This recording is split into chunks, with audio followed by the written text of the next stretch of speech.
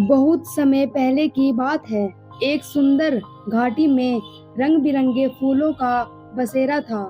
वहीं रहती थी एक छोटी सी तितली जिसका नाम था नीरा। नीरा के पंख इंद्रधनुष के जैसे चमकीले थे।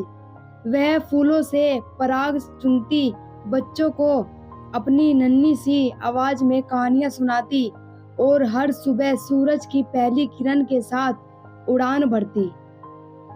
लेकिन एक दिन कुछ अजीब हुआ। जंगल की ओर जाती हुई हवा, उस सुबह हवा कुछ अलग ही थी। फूलों की खुशबू में कड़वड़ाहट सी घुली हुई थी।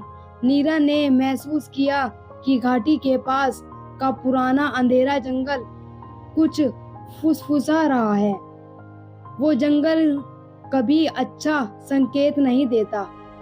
फूलों की रानी गुलाबी गुलाब बोली, कोई भी तितली वहां नहीं जाती नीरा, बहुत डरावना है वहां। भोरा बॉम्बू ने कहा। लेकिन नीरा को चैन नहीं मिला। कोई था जो मदद के लिए पुकार रहा था। उसे जंगल की गहराई से आवाजें आती सुनाई दी, बहुत धीमी, बहुत डरावनी, लेकिन उदास। अंधेरे की और नीरा ने निश्चय किया, डर से भागने से अच्छा है उसका सामना करना। वो उड़ चली उस जंगल की ओर जिसे सब भूल चुके थे।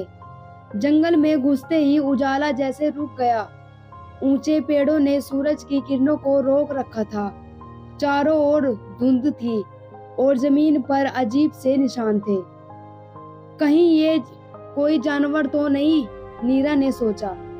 लेकिन वह रुकी नहीं। पत्थर जो रोते थे। जंगल के बीच में नीरा को एक चट्टान मिली जिस पर आंसू के निशान थे। वह जादुई पत्थर था जो सिर्फ दुख की बातें जानता था। जैसे ही नीरा उसके पास बैठी, चट्टान ने बुदबुदाना शुरू किया। सालों पहले इस जंगल में प्रकाश था, गीत थे, तितलियां थी, लेकिन एक दिन सब कुछ बदल गया। नीरा ने पूछा, क्यों? क्योंकि एक काली तितली आई थी जिसे सबने ठुकराया था। उसके पंख काले थे पर दिल साफ था। मगर सबने उसके रंग से नफरत की। उसने रोते रोते अंधेरे को भुला दिया और जंगल उजाला भूल गया। काली तितली की खोज नीरा को अब समझ आ गया था कि जंगल में जो उदासी थी वह उस काली तितली की पीड़ा थी। उसने ठान लिया, मैं उसे ढूंढकर उसकी कहानी सुनूंगी, उसकी दोस्त बनूंगी। रात हो चुकी थी। अंधकार ने नीरा को घेर लिया, लेकिन उसका दिल मजबूत था। अचानक उसे हल्की सी रोशनी दिखाई दी। वो एक चांदी जैसी जुगनू रेखा थी जो जमीन पर बनी हुई थी, मानो कोई रास्ता हो। नीरा ने उस जुगनू रेखा के साथ चलने लगी। उस रास्ते ने नीरा को एक पुराने सूखे तालाब के पास लाकर छोड़ा। वहां एक पेड़ की डाली पर बैठी थी वही काली तितली। उसका नाम था किया। उसके पंख वाकई काले थे, लेकिन उन पर चमकती नीली लकीरें थी, जैसे रात के अंधेरे में बिजली की चमक। तुम यहाँ क्यों आई हो? किया ने पूछा। उसकी आवाज थकी हुई थी। तुम्हारी कहानी सुनने आई हूँ, नीरा ने मुस्कुराकर कहा। किया चौंकी। कोई पहली बार उसकी आंखों में झांक रहा था। किया ने कहा, मैं सुंदर नहीं थी इसलिए सबने मुझे अपनाया नहीं। मैं जहाँ जाती लोग भागते, फूल मुरझा जाते, पत्तियां सूख जाती। मुझे लगा मैं अभी शब्द हूँ। मैंने खुद से बात करना बंद कर दिया और धीरे धीरे ये जंगल भी चुप हो गया। नीरा ने उसकी आंखों में देखा और कहा, तुम अभी शब्द नहीं हो किया, तुम अनोखी हो। शायद तुम्हारे पंखों के रंग हमें नया कुछ सिखाने आए हैं कि सुंदरता सिर्फ रंगों में नहीं, भावनाओं में होती भी है।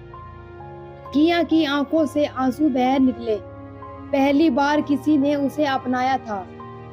जैसे ही नीरा ने किया के पंखों को छुआ, वहां एक हल्की सी चमक फैल गई।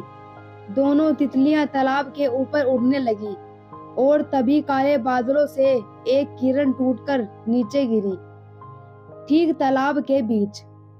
तालाब की जमीन से नीली रोशनी उठी और पानी बहने लगा।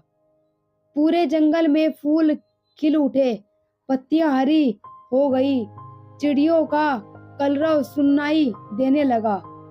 जंगल में फिर से जी उठा। जैसे ही नीरा और किया बाहर लौटी, सब जानवर और कीट उन्हें देखकर चकित रह गए। गुलाब रानी ने नीरा से पूछा, ये कैसे हुआ? नीरा ने मुस्कुराते हुए कहा, जब हम किसी को सिर्फ उसके रंग से जज करते हैं तो हम खुद को अंधेरे में धकेलते हैं, लेकिन जब हम दिल से किसी को अपनाते हैं, चाहे वो काला हो या उजाला, छोटा हो या बड़ा, तब ही उसकी असली रोशनी वापस आती है। दोस्तों, इस कहानी की सीख यह है, सच्ची सुंदरता बाहरी रंग में नहीं बल्कि हमारे दिल में कोमलता और समझ में होती है। दोस्तों, हमारी कहानी आपको कैसी लगी कमेंट्स बॉक्स में लिखकर जरूर बताएं। उम्मीद करती हूँ आपको हमारी कहानी पसंद आई होगी। कहानी पसंद आए तो वीडियो को लाइक करें और हमारे चैनल जेके स्टोरीज रियल को सब्सक्राइब करना ना भूलें। धन्यवाद।